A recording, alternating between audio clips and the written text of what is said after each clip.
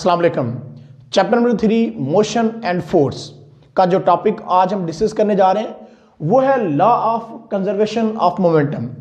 Law of conservation of momentum की statement को बयान करने से पहले मैं आपको सिस्टम के बारे में बताना चाहूंगा कि सिस्टम क्या होता है। फिर मैं सिस्टम की एग्जांपल भी दूंगा आपको, और फिर मैं आइसोलेटेड सिस्टम के बारे में बताऊंगा, उसी एग्जांपल दूंगा, मोमेंटम के बारे में बताऊंगा।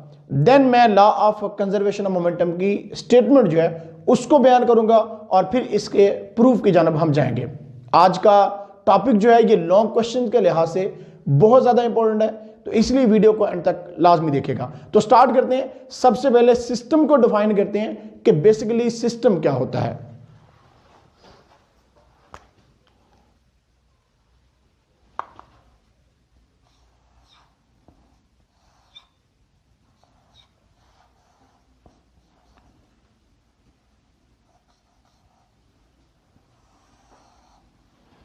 A system is the group of bodies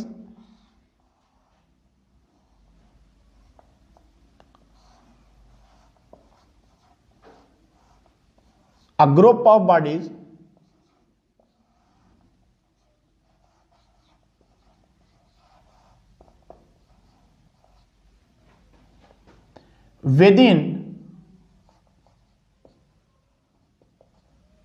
certain boundaries.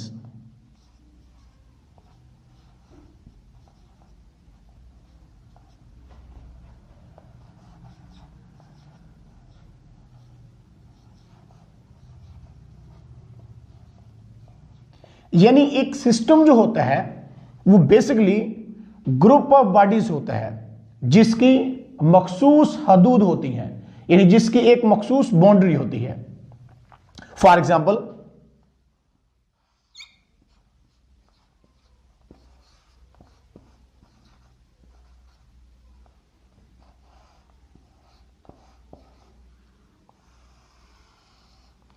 an air-filled balloon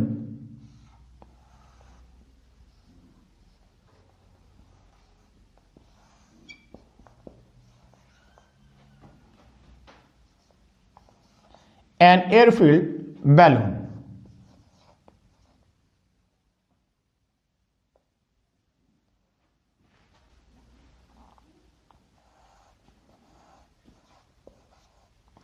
तो जब एक हवा से भरा हुआ गुब्बारा हमारे पास होता है तो वो क्या बनाता है, वो एक सिस्टम बनाता है। आप देखिएगा जरा, मैं आपको दिखाता हूं यहां पे।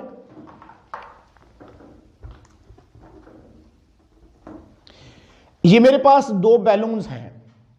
अगर आप इन बैलून्स को देखें तो इनिशियली इन बैलून्स का जो मोमेंटम है वो 0 है, इनका मोमेंटम 0 है बिकॉज ये रेस्ट में है।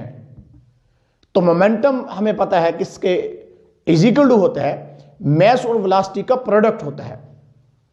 तो जब ये ऑब्जेक्ट रेस्ट में है तो इट मीन इसकी वेलोसिटी 0 है। जब इसकी वेलोसिटी 0 होगी तो इब्तदाई या इनिशियल मोमेंटम इसका 0 होगा। अब इसके अंदर मैंने जो एयर फिल की हुई है, एयर फिल जो इसके अंदर की हुई है, तो बैलून और एयर ने मिलकर क्या बना दिया, ये एक सिस्टम बना दिया। अब जैसे ही मैं बैलून को ऊपर को छोड़ता हूं या बैलून को यहां पर छोड़ूंगा तो इसमें से जो एयर होगी वो एस्केप आउट होगी, इसमें से एयर रशिंग आउट होगी in the downward direction, and balloon momentum को कंजर्व रखने के लिए अपोजिट डायरेक्शन में जाएगा। अब देखिएगा जरा, इस तरह से एक और बैलून आपको दिखाते हैं, जरा इसको भी देखिएगा। इस केस में भी क्या होगा, वही होगा जो पहले केस में हुआ, यानी बैलून में से air rushing out in the downward direction में हो रही है और मोमेंटम को कंजर्व रखने के लिए balloon in the upward direction में मूव करेगा। जरा गौर करिएगा, वीडियो को पॉज कर करके देखिएगा जरा वीडियो को, आपका कंसेप्ट बिल्कुल क्लियर होगा कि आखिर सिस्टम क्या होता है। देखिएगा फिर से जरा। तो ये हमारे पास क्या बना, ये एक सिस्टम मैंने आपको दिखाया है। अब हम बात करते हैं कि आइसोलेटेड सिस्टम क्या होता है। तो आइसोलेटेड सिस्टम को डिफाइन कर दें।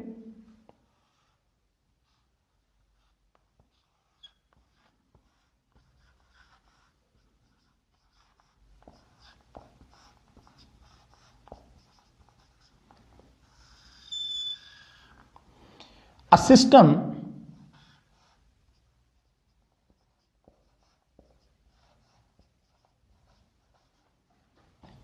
in which no external agency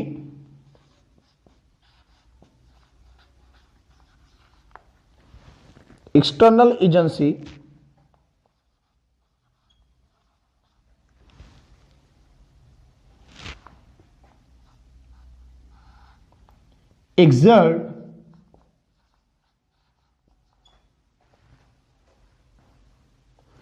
any force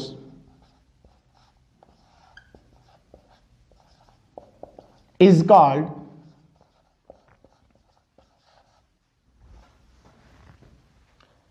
called an isolated system.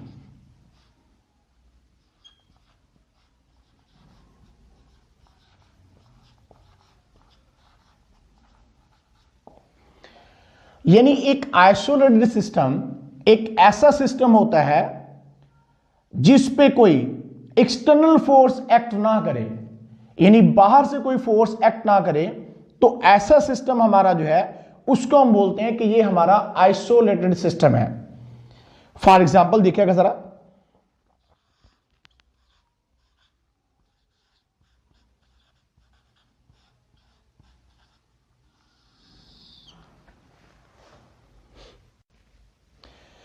the molecule of a gas enclosed in a glass vessel at constant temperature, ये आइसोलेटेड सिस्टम की example है।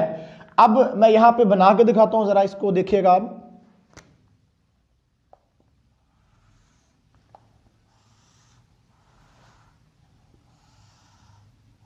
हमारे पास एक आइसोलेटेड सिस्टम है।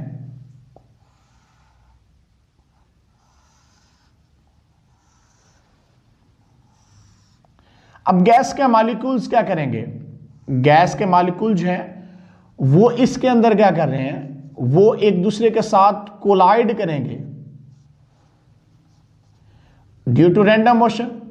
वो बेतरतीब अंदाज में क्या कर रहे हैं, इसके अंदर मूव कर रहे हैं। तो जब गैस के मॉलिक्यूल बेतरतीब अंदाज में इसके अंदर मूव कर रहे हैं, बेतरतीब अंदाज यानी रैंडम मोशन के अंदर हैं, तो इनका टोटल मोमेंटम क्या रहेगा, टोटल मोमेंटम सिफर रहेगा। क्योंकि जब मॉलिक्यूल एक दूसरे के साथ कोलाइड करते हैं तो जितनी फोर्स एक मॉलिक्यूल लगाएगा दूसरा मॉलिक्यूल भी उस पर उतनी फोर्स अप्लाई करेगा, तो नेट रिजल्ट हमारे पास क्या आ जाएगा, सिफर आ जाएगा। तो ये मॉलिक्यूल्स पे एक्सटर्नल फोर्स कोई एक्ट नहीं कर रही, ये इंटरनली एक दूसरे के साथ कोलाइड कर रहे हैं, लेकिन बाहर से इन पे कोई फोर्स एक्ट नहीं कर रही। तो ऐसा सिस्टम जो होता है इसको हम बोलते हैं कि हमारा आइसोलेटेड सिस्टम है। अब मैं आपको मोमेंटम की डिफाइन बताता हूं कि मोमेंटम क्या होता है, फिर हम जो है law of conservation of momentum की स्टेटमेंट बयान करेंगे।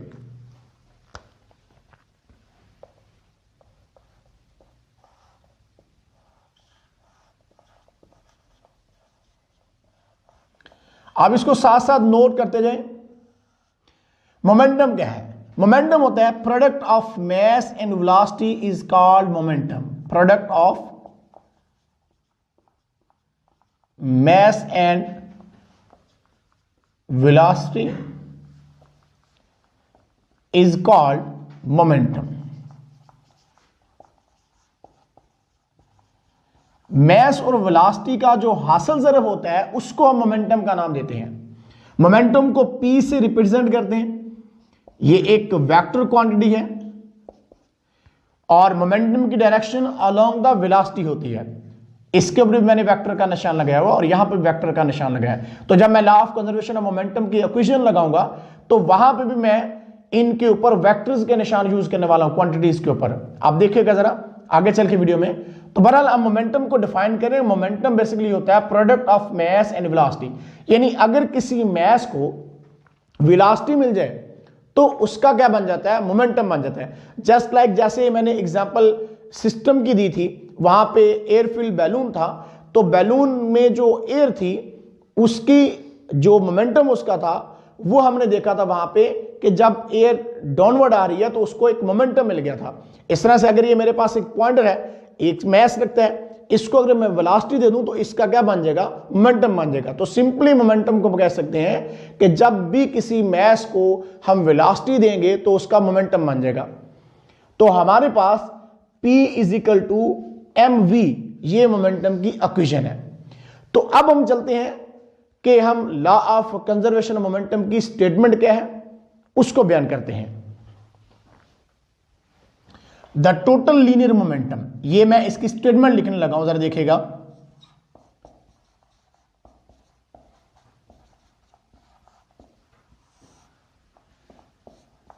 The total linear momentum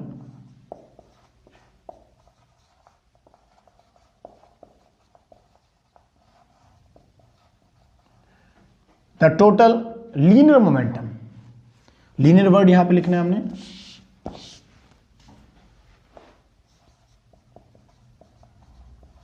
The total linear momentum of an isolated system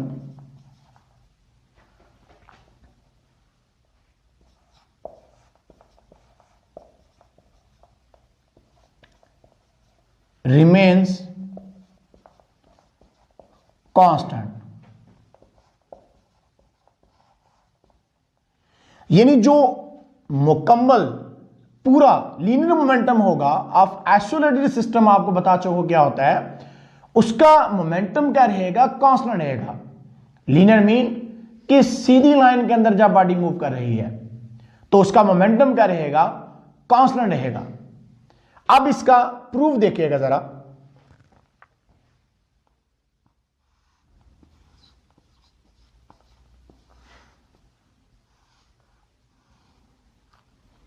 Consider an isolated system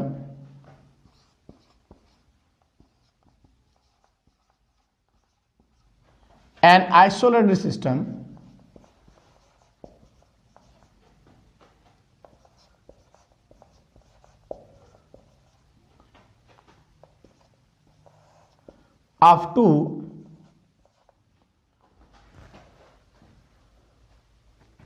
smooth hard interacting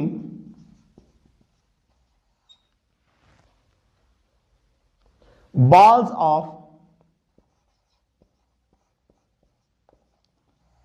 of masses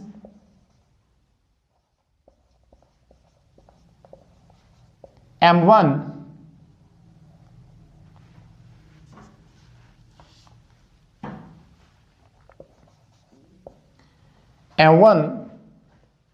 and m2 moving along the same straight line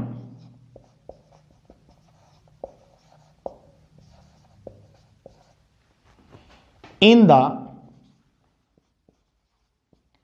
same direction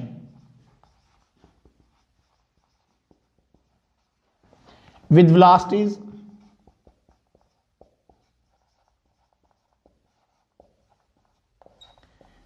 v1 and v2। इन्हीं हमारे पास दो balls हैं, हम isolated system की बात कर रहे हैं, तो यहां पे हमारे पास दो बॉल्स हैं। ये दो बॉल्स हैं, ये हार्ड और स्मूथ बॉल्स हैं, यानी सख्त बॉल है, ये कोई सॉफ्ट बॉल नहीं है, ये मेरे पास सख्त बॉल्स हैं। ये टू बॉल्स हम आइसोलेटेड सिस्टम के अंदर बात करेंगे, तो इन दो बॉल्स का जो मैस है वो क्या है, एक बॉल का मैस m1 है और दूसरी बॉल का मैस क्या है, m2 है। इस बॉल की वेलोसिटी v1 है और इस बॉल की वेलोसिटी v2 है, और ये सेम स्ट्रेट लाइन के अंदर इन द सेम डायरेक्शन के अंदर क्या कर रहे हैं, मूव कर रहे हैं।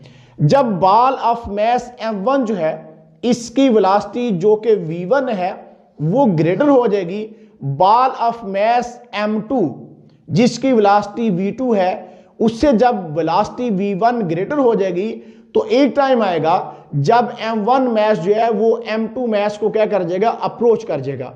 जब वो उसको अप्रोच करेगा तो ये आपस में क्या करेंगे, कोलाइड करेंगे। जब कोलिजन इनकी होगी या ये आपस में कोलाइड करेंगे तो न्यूटन्स के थर्ड लॉ के मुताबिक ये एक दूसरे के ऊपर क्या करेंगे, फोर्स भी अप्लाई करेंगे। वो फोर्स क्या होगी, वो मैग्नीट्यूड में हमेशा इक्वल होती है बट उसकी डायरेक्शन क्या होती है, अपोजिट होती है। तो अब जरा आपको इसका फिगर के थ्रू भी दिखाते हैं कि किस तरह से ये बॉल्स हमारे पास हैं। हमारे पास दो बॉल्स हैं, एक बॉल जो है उसका मास m1 है और ये v1 वेलोसिटी के साथ मूव कर रही है, और दूसरी बॉल जो है इसका मास m2 है और ये v2 वेलोसिटी के साथ मूव कर रही है in the same straight line, in the same direction, same direction के अंदर ये मूव करके जा रही हैं। अब मूव करने के बाद v1 वेलोसिटी जो हमारे पास है, v1 वेलोसिटी वो ग्रेटर है v2 वेलोसिटी से, तो इसका मतलब क्या होगा, इसका मतलब ये होगा कि मास m1 जो होगा वो m2 को अप्रोच कर जाएगा। जब उसको अप्रोच कर जाएगा तो इनकी आपस में क्या होगी, कोलिजन होगी। अब देखिएगा जरा, ये मास m1 है, ये आपस में टकरा जाते हैं दोनों मास m1 और m2 आपस में इनकी कोलिजन हो गया, यानी टकराव हो गया। ये टकराव का मैं शो करवा रहा हूं यहां पे आपको। तो जब इनके आपस में कोलिजन हुई है तो मास m1 पर भी फोर्स लगी है और मास m2 पर भी फोर्स लगी है। ये दोनों फोर्सेस बराबर हैं बट अपोजिट डायरेक्शन के अंदर एक्ट कर रही हैं। जो मास m2 ने m1 पर फोर्स लगाई है इसको मैं f प्राइम का नाम देता हूं। इसी तरह से मास m1 ने जो m2 पे फोर्स लगाई है उसको मैं f का नाम देता हूं। यानी दोनों फोर्सेस हमारे पास इक्वल मैग्नीट्यूड है बट अपोजिट डायरेक्शन में। उसके बाद क्या होता है, ये दोनों बॉल्स फिर से क्या करेंगी, in the same line, same straight line में मूव करेंगी with velocities v1 prime and v2 prime के साथ। ये बॉल्स जो होंगी वो मूव करेंगी with velocities v1 prime and v2 prime के साथ। अब बिफोर कोलिजन, ये यहां पे मैं लिख देता हूं यहां पे कि ये बॉल्स जो है वो मूव कर रही थी बिफोर कोलिजन।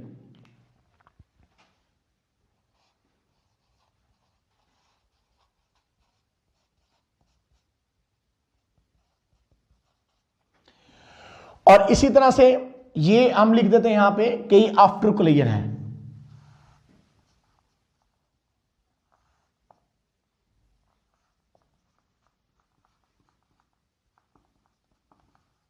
ये आफ्टर कोलिजन यानी कोलिजन के बाद, ये जब कोलिजन हुई थी तब की बात कर रहा हूं।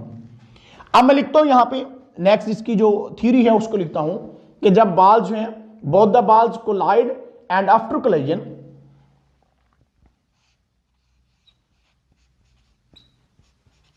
both the balls collide and after collision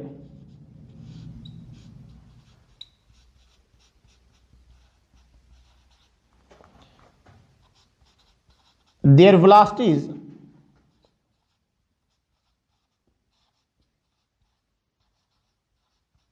becomes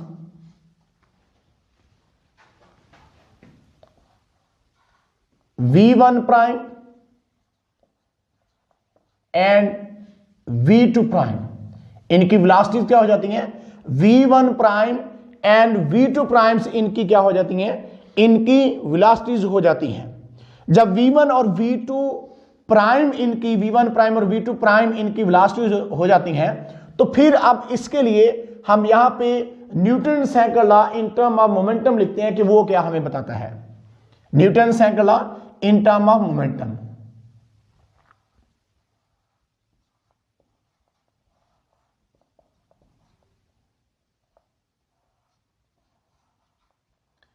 Newton second law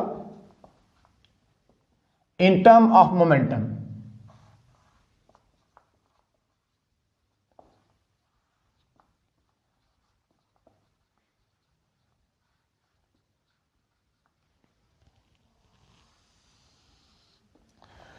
तो Newton cycle law in term of momentum हमें स्टेट करता है time rate of change of momentum is equal to applied force. Time rate of change of momentum is equal to the applied force। ये हमें state करता है कि time rate of change of momentum is equal to applied force, यानी momentum में तब्दीली उस पर लगाई गई फोर्स के बराबर होती है। Time rate of change of momentum is equal to applied force. Momentum में तब्दीली जो होती है उस पर लगाई गई फोर्स के बराबर होती है। ज्यादा चेंज इन मोमेंटम आएगा, ज्यादा फोर्स लग रही है, कम चेंज इन मोमेंटम आ रहा है तो उसका मतलब कम फोर्स लग रही है। इस रिलेशन को मैं ऐसे भी लिख सकता हूं, टी साइड पर डिवाइड इधर आके multiply is equal to delta P. अब डेल्टा पी क्या है? ये चेंज इन मोमेंटम है, और चेंज इन मोमेंटम को हम कैसे लिख सकते हैं? Change in momentum is equal to होता है final momentum minus initial momentum.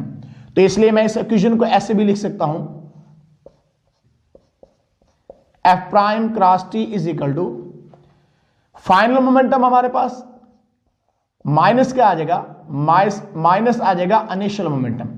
अब जो हमारे पास यहां पे फाइनल मोमेंटम है इस इक्वेशन के अकॉर्डिंग वो मैं लिख देता हूं is equal to M V F, क्योंकि मोमेंटम का आपको बताया था कि मोमेंटम होता है P is equal to M V. Momentum किसके इज इक्वल टू होता है? P is equal to M we.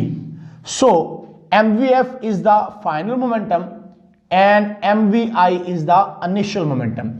ये इक्वेशन हमने बना ली है rate of change of momentum is equal to applied force वाली इक्वेशन को थोड़ा सा हमने रीअरेंज करके ये इक्वेशन बनाई है, और इसी इक्वेशन को मैं total linear momentum of an accelerated system remain constant के लिए इस्तेमाल करने वाला हूं। अब देखिए, अगर आप फर्स्ट बॉल की बात करें, अगर बॉल ऑफ मास m1 की बात करें और यही इक्वेशन हम उस पर लगाएं, तो आप देखिएगा जरा कि हमारे पास मोमेंटम कैसा आता है।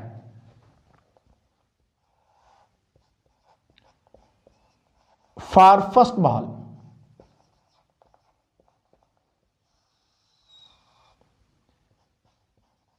the change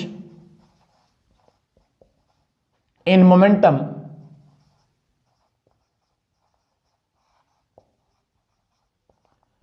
of mass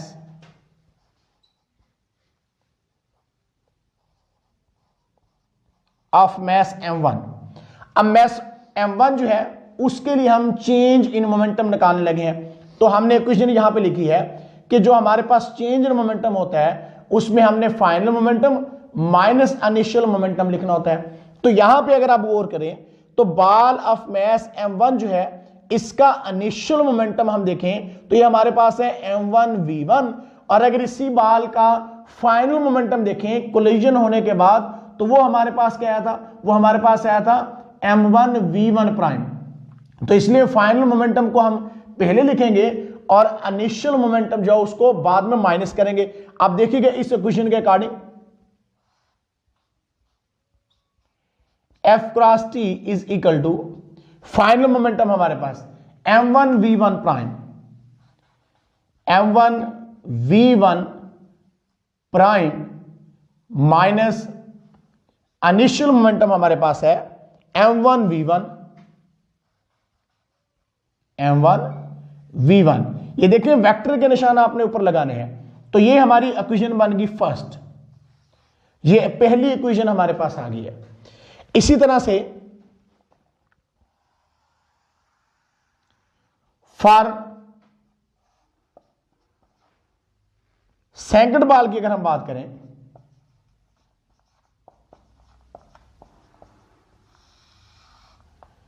तो लिखेंगे द चेंज इन मोमेंटम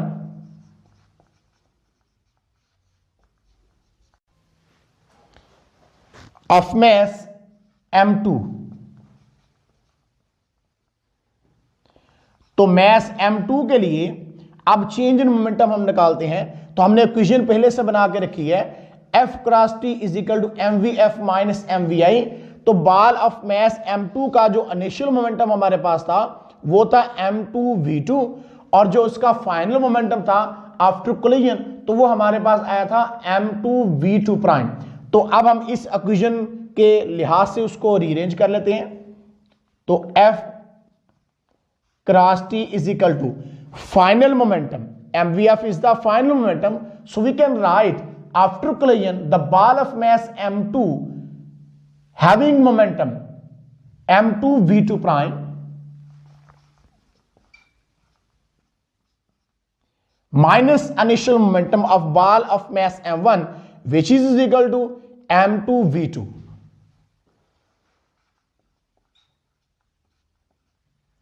तो इस इक्वेशन को मैं नाम देता हूं इक्वेशन नंबर 2 का। ये हमारे पास इक्वेशन बन गई 2। अब 1 और 2 इक्वेशन जो है इनको मैं क्या करता हूं, 1 और 2 इक्वेशन को ऐड करता हूं, एडिंग 1 एंड 2।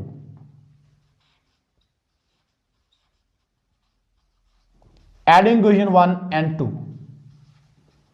जब 1 और 2 को ऐड करते हैं तो याद रखिएगा कि लेफ्ट साइड में ऐड होगी और राइट साइड हमारी इक्वेशन की राइट साइड में ऐड होगी।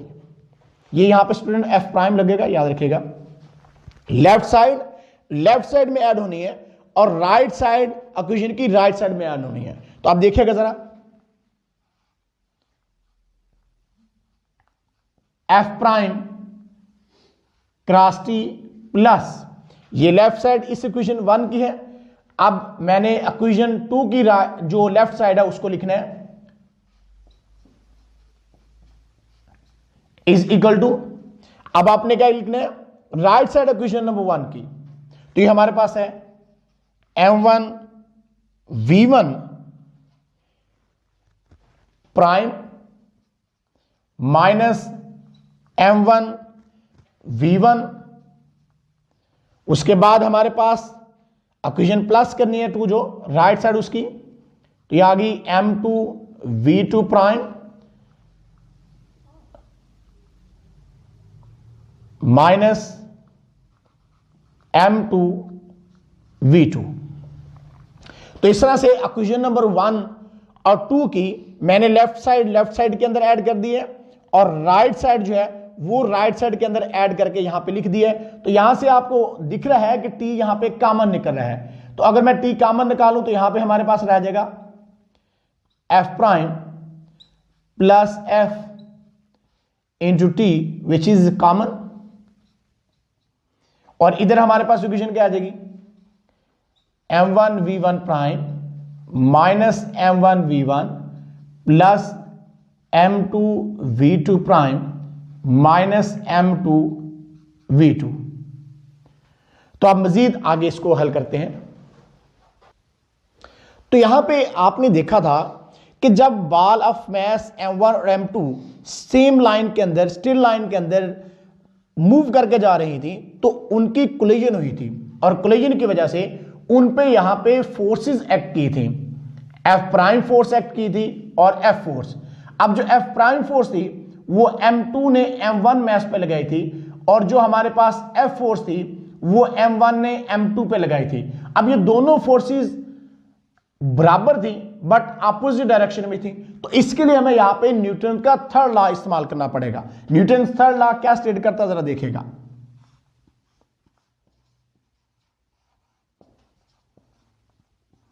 Newton's third law Newton third law हम स्टेट करते हैं, action and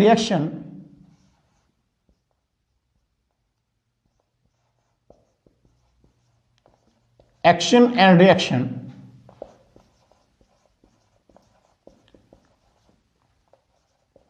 are always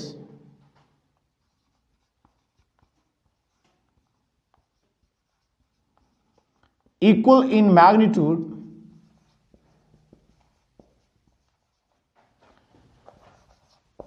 but opposite in direction।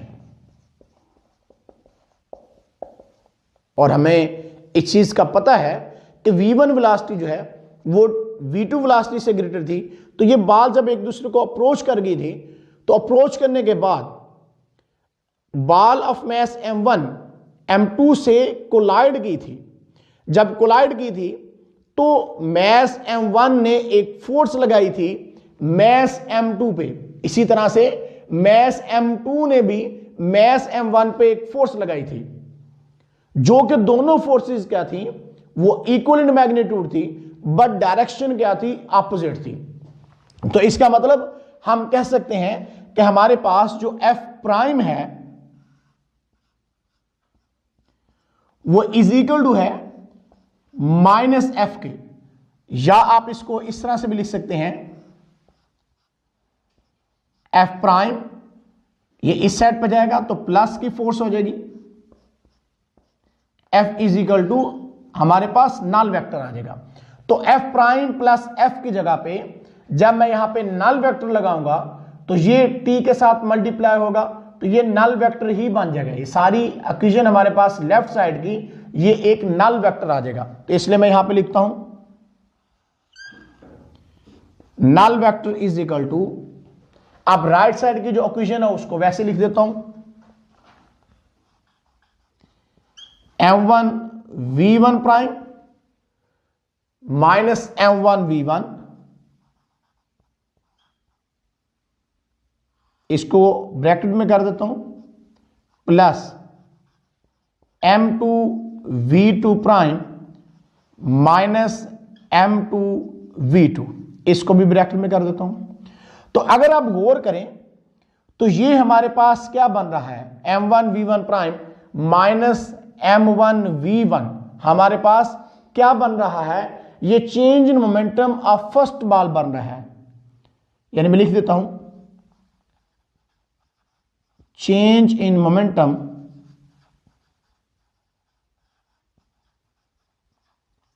Of first ball plus change in momentum of second ball.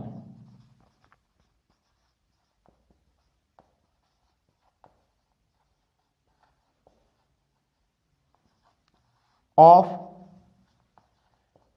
second ball which is equal to a null vector, जो एक null vector के बराबर है।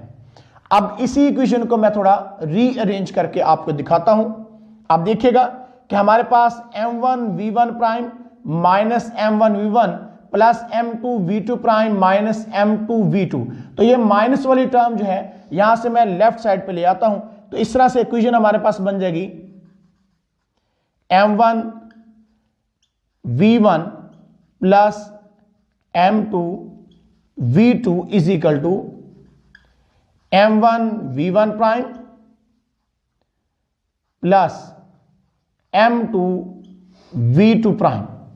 यानी हमारे पास total initial momentum of the system is equal to total final momentum of the system के बराबर आया है। ये मैं लिख देता हूं यहां पे, total initial momentum of the system